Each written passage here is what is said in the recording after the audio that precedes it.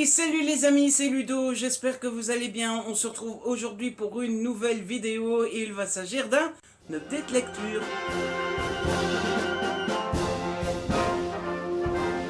En effet, comme d'habitude, je ne change pas le format de cette vidéo. Je viens de lire 4 livres, 4 romans et du coup, je n'attends pas plus longtemps pour vous en parler, histoire que tout soit bien frais dans ma petite tête et que je puisse vous en parler fidèlement. Cette fois-ci, au programme, on a 2 romances, on a un young adulte et on a un jeunesse. Bref, il y en a pour un petit peu tous les goûts.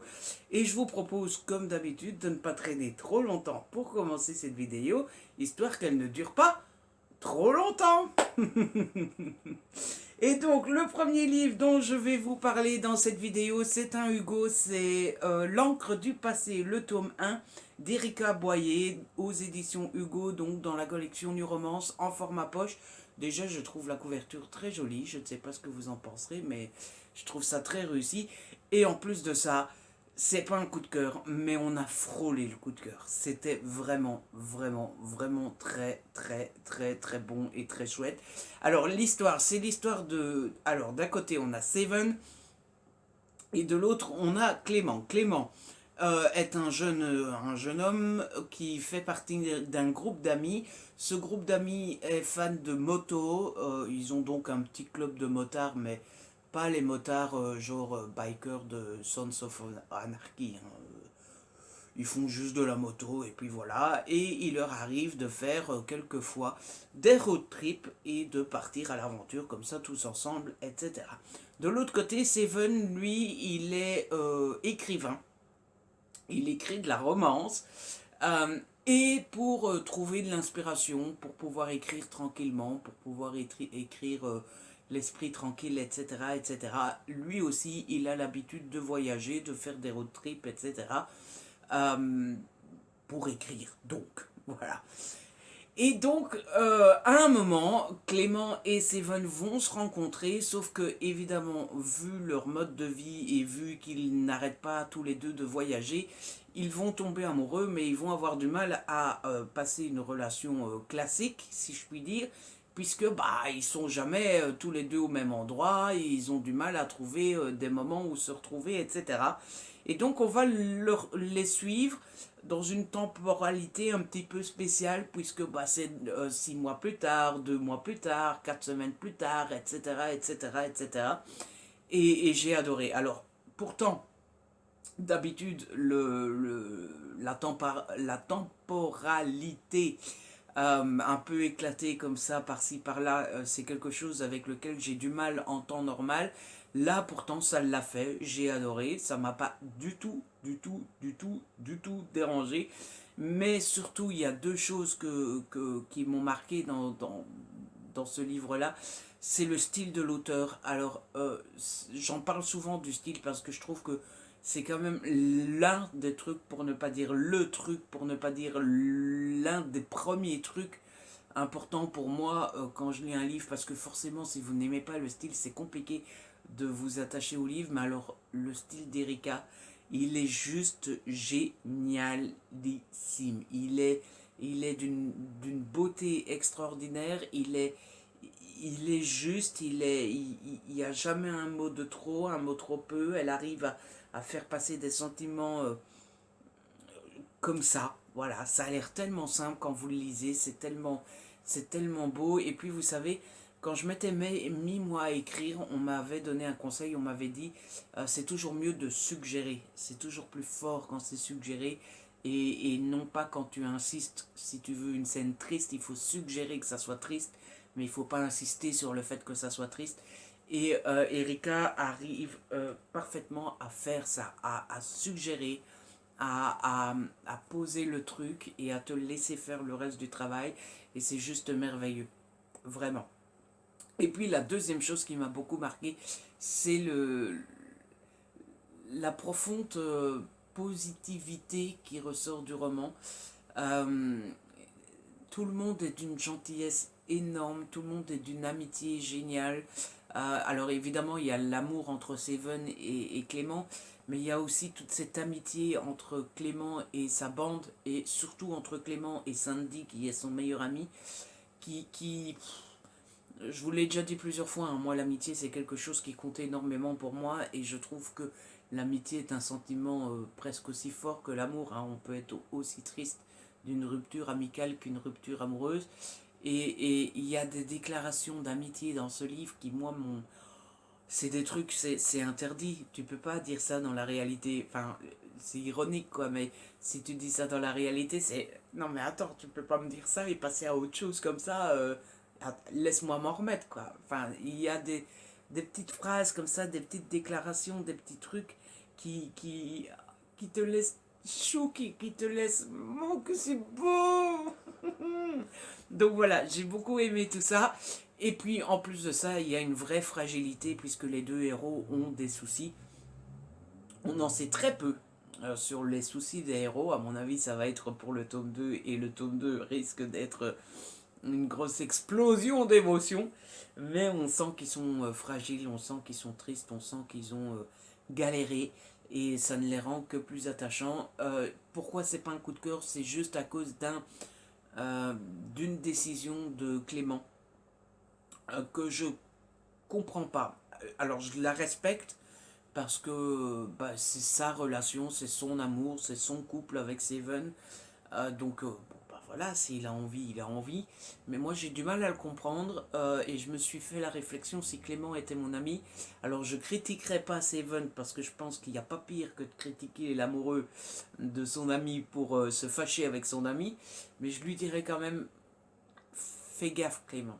Fais gaffe parce que euh, ah, c'est une faussette. J'ai eu peur que j'avais une tache ici depuis le début. Mais c'est bizarre, il y a ma faussette là. J'ai une, deux, trois faussettes. Qu'est-ce que c'est cette histoire? Mais, euh, mais, euh, mais voilà, je dirais à Clément, je lui conseillerais quand même de faire attention avec son petit cœur parce qu'il prend quand même un fameux risque. Voilà pour ce qui était de l'encre du passé. Ensuite, j'ai une deuxième romance et regardez, on est de nouveau à Noël. Oui, j'ai lu Amazing Christmas de Ludivine Delaume. C'est de l'auto-édition. Alors, vous le savez sans doute peut-être, surtout si vous me suivez sur Insta, j'ai pris une pause au mois de février parce que au mois de février, mon moral était un peu... voilà, janvier-février, ça a été un petit peu compliqué chez moi. Et du coup, je l'avais dit à Ludivine parce qu'on est devenu. Alors, je sais pas, est-ce qu'on est devenu copains ou oui? Si je me, si je me confie à elle, c'est que bon, voilà. Mais en tout cas, voilà. Ludivine savait que mon moral était un petit peu vacillant et elle m'a dit: Oh, mais j'aime pas te voir comme ça, attends, j'ai quelque chose pour toi. Et donc, elle m'a envoyé son livre en me disant que bah, c'était son livre le plus léger, que ça me ferait sans doute du bien, etc. etc. Et en effet, c'est un livre très chouette. Alors, c'est l'histoire de Apolline qui est géniale. Qui travaille dans une agence de pub et elle va devoir créer une campagne de pub pour un britannique qui est dans le milieu des puddings, voilà, ou des flancs, je ne sais plus, des flancs ou des puddings, euh, pudding, voilà. Donc il est dans le milieu des puddings et Apolline va devoir faire vendre les puddings et donc ça va être la rencontre et ils vont tomber amoureux et c'est une belle histoire. Voilà. Ça c'est pour le résumé de départ. Alors, je pense ne pas dire de bêtises et ne pas dire de méchanceté et ne pas blesser Ludivine en disant que c'est une histoire très simple. C'est très linéaire, c'est très simple, il ne se passe pas des monts et des merveilles, il n'y a pas de cliffhanger de ouf, on est loin du drama, il n'y a pas de secret, il n'y a pas de... Il y a rien de tout ça, c'est juste un homme, une femme qui se rencontrent pendant la période de Noël et qui tombent amoureux. D'ailleurs, bon, c'est très court, hein, ça fait 209 pages à peine. Donc voilà, bon, vous allez vous dire, bon, Lude, tu me donnes pas très envie en me disant ça. Ça serait compréhensible, mais après tout, je pense que bah, on n'a pas toujours besoin d'histoires dramatiques avec des émotions de ouf et tout. Enfin, en tout cas, c'est mon cas à moi. Moi, vous me savez, j'aime de temps en temps des petites histoires tranquillou bilou, un peu plus calme, un peu plus légère, un peu plus... C'est pas fait en fait pour vous prendre la tête, c'est pas fait pour ressentir 150 000 émotions, c'est juste fait pour vous poser, passer un bon moment, vous amuser, vous sourire et refermer le livre, le sourire aux lèvres et vous dire c'est beau l'amour. Voilà, je pense que le livre n'a pas d'autre prétention que ça et pour le coup, si c'est ça ses prétentions, eh bien c'est plutôt réussi parce que moi j'ai beaucoup aimé. Ce que je retiendrai de ce livre, c'est d'abord que je découvrais le style de Ludivine, puisque je ne l'avais jamais lu, et j'ai plutôt bien aimé, j'ai passé un plutôt bon moment. Et puis le deuxième point qui m'aura le plus marqué, c'est l'héroïne Apolline, qui m'a fait rire et pas rire en même temps, dans le sens où je trouve qu'elle a un gros défaut, c'est qu'elle est grosse, pour reprendre ces termes. Je reprends ces termes. Elle est, elle est ronde, elle est bien portante et elle se focalise là-dessus et ça m'énerve parce que j'avais envie de lui dire Apolline, s'il te plaît, on s'en fout que tu sois grosse, comme tu dis, on s'en fout. Mais vraiment, on sent qu'elle est bien portante et qu'elle ne supporte pas. Elle parle d'elle en disant qu'elle est grosse, qu'elle est pas belle, qu'elle fait ce qu'elle peut pour être présentable, etc. J'étais là, mais Apolline, arrête s'il te plaît. Mais à côté de ça, j'ai beaucoup aimé Apolline qui m'a beaucoup fait rire parce qu'elle a, d'abord, elle a beaucoup d'humour, elle a beaucoup de répartie et puis elle n'a pas son pareil pour se mettre dans des situations un petit peu cocasses. Donc voilà, j'ai passé un bon moment. Dommage qu'Apolline se focalise autant sur son physique. Mais bon, c'est vrai que quand on est complexé par son physique, eh bien on a tendance à ne voir que ça. Ah, voilà. Ensuite, j'ai lu un young adult, puisque j'ai lu Éclat d'étoiles, le tome 1 de Neil Chesterman aux éditions Robert Laffont dans la collection R. Alors j'étais super heureux parce que c'est la première fois que Robert Laffont m'envoyait un collection R en SP. Alors je peux vous dire que quand j'ai ouvert l'enveloppe, c'était wouh.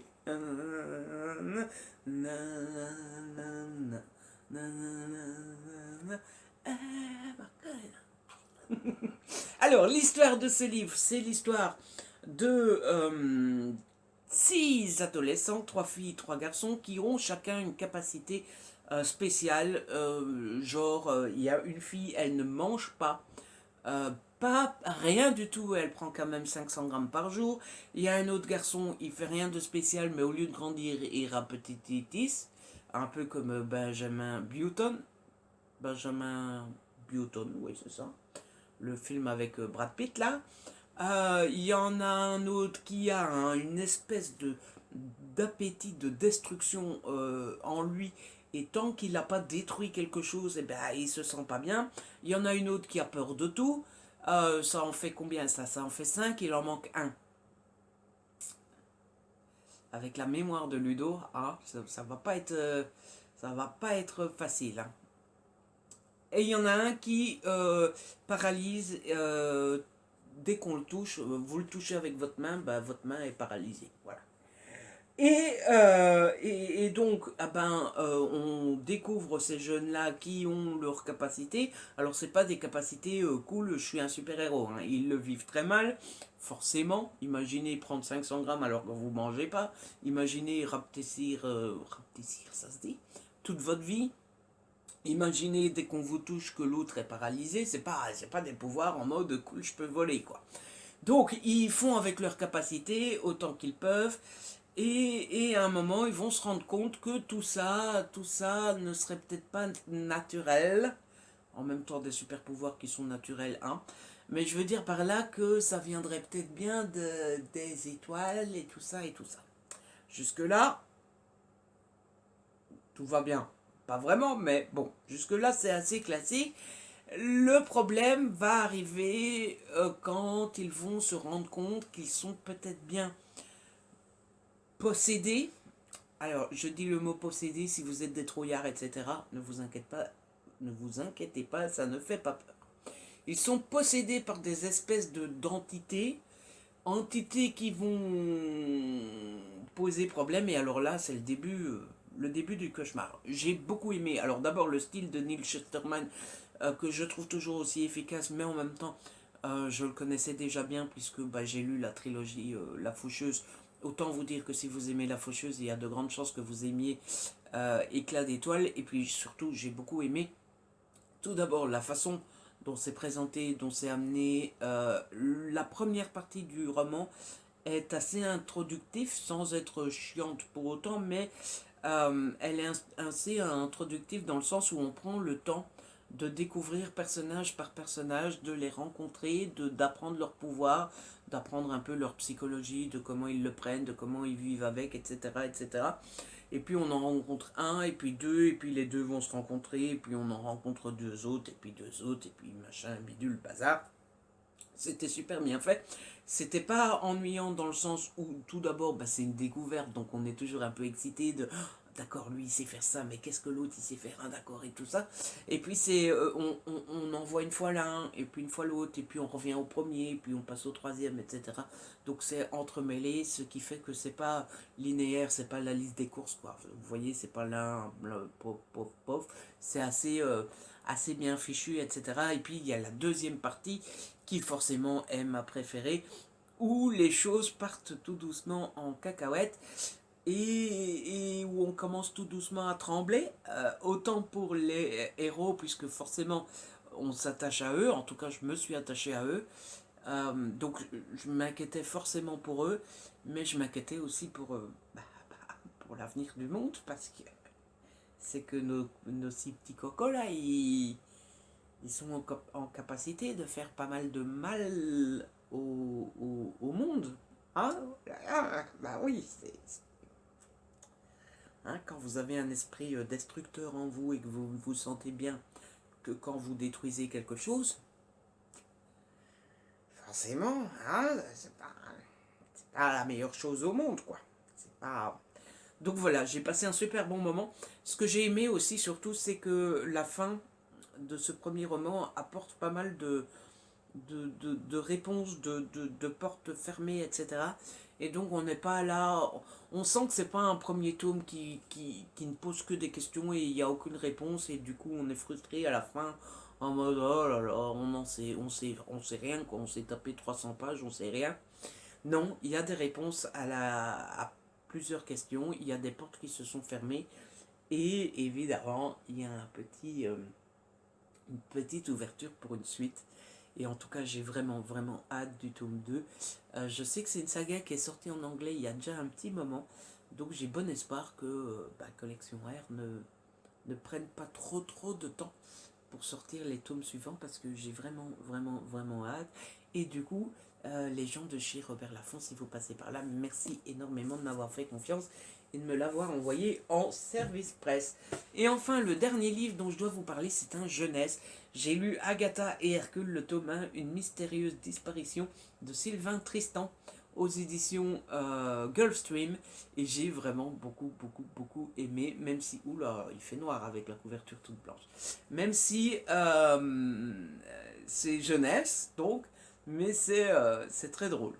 Donc dans ce livre, on est dans une petite ville qui s'appelle Littleville, tout simplement. Et dans Littleville, il y a plein de petits-enfants qui vivent avec leurs parents. Jusque-là, vous allez me dire, Ludo, tu recommences à enfoncer des portes ouvertes. On est d'accord. Sauf que un beau jour, ou peut-être une belle nuit, il y a tous les parents qui disparaissent. Et pourquoi est-ce qu'ils disparaissent? Eh bien parce qu'ils sont partis d'eux-mêmes, parce qu'ils en ont marre, les enfants sont pas sages, il faut pas, ils arrêtent pas de devoir les engueuler, de les rappeler à l'ordre, etc., etc. Donc ils sont partis en mode, vous commencez à nous courir sur le haricot, on démissionne de notre travail de parents. Pas cool. Et du coup, les enfants doivent faire sans les parents. Et du coup, il y a un gars qui s'appelle Little Big Mike qui prend les choses en main, qui dirige la ville. On ne le voit jamais, mais on suppose. Et surtout, qui organise tout ça. Et il est décidé que les enfants feront le métier que faisaient leurs parents. Et donc on suit Agatha et Hercule qui sont policiers puisque leur papa et leur maman étaient policiers. Voilà pour le postulat de départ. Ça serait un petit peu simple si ça s'arrêtait là, vous me direz, et vous auriez raison, puisqu'il semblerait, on va vite découvrir, petit à petit, que l'histoire des parents qui se sont barrés d'eux-mêmes parce qu'ils en avaient marre de leurs enfants, ça serait peut-être pas tout à fait juste. Ça serait peut-être pas comme ça que ça s'est passé. On n'en dit pas plus, sinon on spoilerait. Là, je spoil pas, c'est la 4e de couverture, tout simplement. J'ai beaucoup aimé ce livre, que j'ai trouvé très drôle et à la limite du what the fuck, hein, clairement. Tout d'abord, j'ai trouvé que l'une des réussites de l'auteur, ça a été de mettre plein de petites choses drôles. Alors, je sais pas si c'est parce que j'ai gardé mon âme d'enfance et que normalement à 30 ans ça ne devrait plus me faire rire, mais il a inventé des mots. Euh, Par exemple, je sais pas moi, vous voyez, si vous voudriez dire euh, une voiture, une voiture qui est rouillée, une voiture rouillante, ça se dirait pas. Bah, là, il l'aurait mis, vous voyez, ce genre de mots comme ça. Euh, on va être en retardement, par exemple, pour dire on va être en retard. C'est pas dans le livre, hein, mais c'est pour vous donner un exemple de mots qu'il aurait pu utiliser. Il s'amuse évidemment à créer des recettes un peu spéciales parce que forcément les enfants mangent tout seuls, donc bah, ils en donnent à cœur joie pour manger des crêpes au ketchup, ce genre de choses là. Et puis il y a plein de situations cocasses, un peu ridicules, bah, qu'est-ce que vous voulez que ça donne quand vous laissez une ville à des enfants de 7 8 ans? Forcément ça devient vite n'importe quoi. Et puis ils font leur métier, le métier de leurs parents. Bon, Hercule et Agatha, il y a une petite enquête dans les livres, ils enquêtent sur le vol d'un bonbon. Et donc voilà, enfin bref, c'est tout marrant, c'est tout drôle. Et puis surtout, ce qui m'a beaucoup plu, c'est que l'auteur a quand même réussi à prendre des chemins que je n'avais pas vu venir, que j'aurais pas deviné, et à prendre une direction très intéressante qui, moi, pour le coup, m'a... Oh, ah ben c'est... Ah ben, non mais dites donc, franchement, c'était vraiment très réussi, et pour la première fois, euh, je pense que c'est le meilleur exemple que c'est réussi. Pour la première fois, je me suis imaginé avec mon fils, que je n'ai pas, mais je me suis imaginé avec mon fils imaginaire, mon fils qui viendra peut-être un jour, qui sait. Je me suis imaginé lire ce livre-là avec mon petit-fils parce que, à mon avis, ça doit être très drôle de dire, vous savez, genre à votre fils, tu crois que ce mot-là, il existe vraiment? Non, hein, c'est inventé, mais oui. Ou alors, genre, ouh, des crêpes au ketchup, tu aimerais bien manger, ça serait un peu bizarre, hein. Vous voyez, c'est vraiment le genre de livre, je pense que si vous le lisez avec votre enfant, vous passerez un super bon moment et vous rigolerez beaucoup. Donc voilà, c'était vraiment très chouette et j'ai qu'une hâte, c'est de pouvoir lire le tome 2 que j'ai reçu là tout récemment. Donc à mon avis, ça sera très rapidement lu. Et donc voilà, c'est la fin de cette petite lecture. J'espère qu'il vous a plu et puis j'espère que je vous ai donné envie de découvrir l'un de ces titres. Après tout, c'est quand même le but de ce genre de vidéo. En tout cas, si vous avez aimé la vidéo, n'hésitez pas à la liker, à la partager, n'hésitez pas à me laisser un petit commentaire. Vous savez que j'adore vous lire. Si ce n'est pas encore fait, abonnez-vous, c'est gratuit et ça fait plaisir. On se retrouve très vite pour une nouvelle vidéo. D'ici là, prenez soin de vous et de ceux que vous aimez.